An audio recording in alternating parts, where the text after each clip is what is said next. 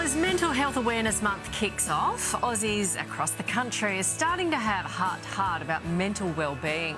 But with over 75% of suicides attributed to young men, many are trying to shift the conversation. It's a shocking stat, isn't it? Our next guest, Harry Garside, is no stranger to a fight, and now he is taking up a new challenge as an ambassador for the Blokes Foundation, a charity focused on delivering mentoring to young males across the country. Harry Garside joins us live on the couch, well rested and looking well compared to last time. I know. Good on you for this. What's Blokes Foundation about? So it's all about just going into areas where young people are at, whether it be a school or whether it be somewhere else, and sort of creating a space where young people, especially young men, can be themselves or find out who they are and start that journey. And I think if a world can have more young people exploring themselves and being more themselves, I think later on in life we'll have better outcomes, I think. You speak openly, and the thing that we love about you is your transparency, your vulnerability.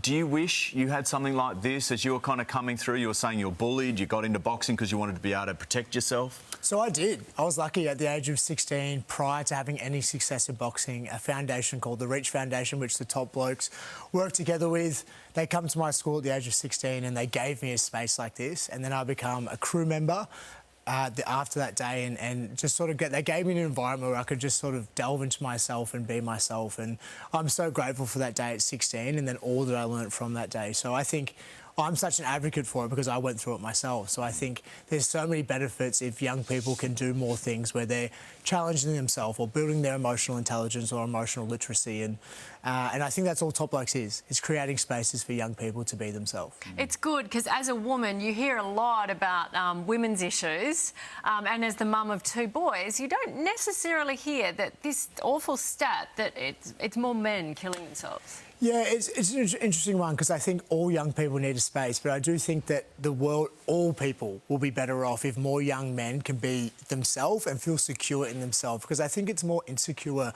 boys or insecure men are the ones to act out. It's not secure men.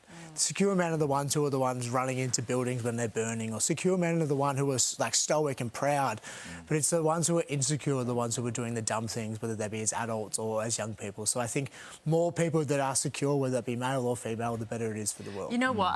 I don't think people talk about how sensitive boys are. Oh, 100%. You know, and a lot of girls are really strong. You know, and they're really feisty, and they're really, you know, they can speak. A lot of boys are really sensitive when they're young. Do you find that? Yeah, we live in a world where it's like we are told as well to sort of be quiet and to sort of not, like a lot of young boys, I can speak for myself, harden up and get up and dust yourself off, and you mean don't cry, and there's so many things that I think we're told as a society at a young age, and I just think more spaces where young people, and even leading into adulthood, can just create space to talk about real things, not talk about the weather outside or talk about the new trend fashion thing. It's like actually talk about real things while also finding interest for your passions and little things like that. But just actually talk about real things rather than talking about surface level stuff. There's a veil of success, and you get this, there's a veil of success too for blokes. They need to be successful. They need to portray that they're doing well, and that's a real barrier for them. What about you? So you've just done a run with Ned Brockman. He's in the middle of his thing. What's next for you sporting-wise? Yeah, at the back end of this year, I love triathlons, but I'm just supporting Ned over the next 5 days. He's halfway through his journey, so he's doing, I don't know if most people would know, but he's doing 1,000 miles around an athletics track, which is wild. In 10 days? In 10 days, which is wild. So he's over halfway. 160 kilometres a day, so back-to-back. So I'm just backing him for the next 5 days, and then the back end of this year, I love triathlons, so I'm going to do some stuff like that, and then some boxing next year, let's hope. Okay, good. Well, let's keep in touch. We loved having you in here. Thanks, guys.